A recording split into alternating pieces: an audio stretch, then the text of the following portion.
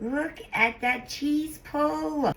Oh my God. Oh, this is a must-have on your Super Bowl table. We are making one of the best appetizers for our Super Bowl Sunday, pizza fries. Let's get started. If you've ever had disco fries back in the 80s and 90s at 2 o'clock in the morning in a diner after a good night out, you know it has brown gravy and cheese all over the top of it, and it's melted in ooey and gooey. This is a spin-off of that, except it's a pizza version.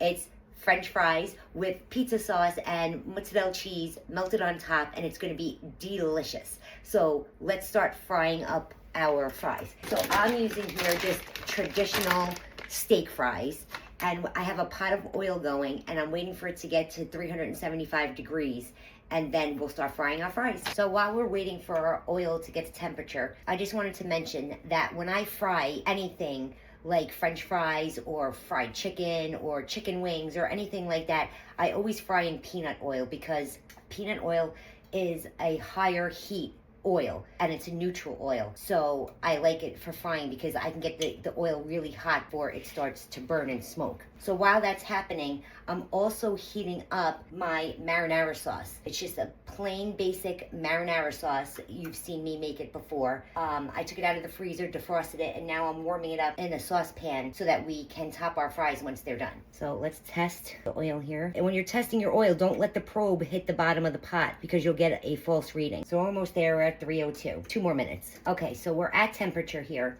So the reason I put it at 375 is because the second I throw the frozen fries into the oil, it's gonna drop the temperature of it.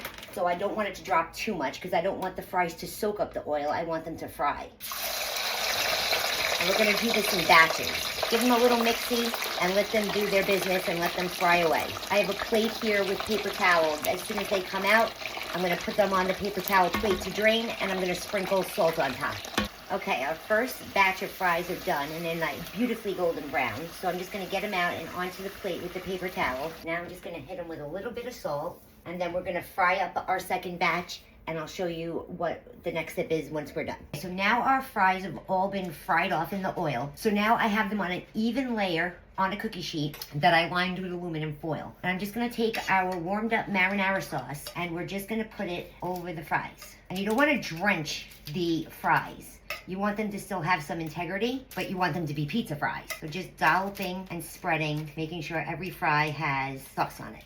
This smells so good already, I wish you could smell it. How could this possibly be bad? Now we're just gonna take some mozzarella cheese that I grated up, and I also grated up Parmigiano-Reggiano cheese, and I just mixed it all together. So we're just gonna put cheese all over the top of this. Okay. So now I'm gonna pop this in a 350 degree oven just until the cheese is ooey gooey and melty and golden brown. Because remember, everything on this sheet is hot. The fries are hot, the sauce is hot, so we just need to melt the cheese. So maybe 10 minutes. Okay, so our pizza fries are done. They're hot and bubbly out of the oven. Take a look at that. They are gorgeous. Let me grab a fork. They are hot, hot, hot. Look at that cheese pull. Tell me that doesn't look delicious. Oh my God, oh, this is a must-have.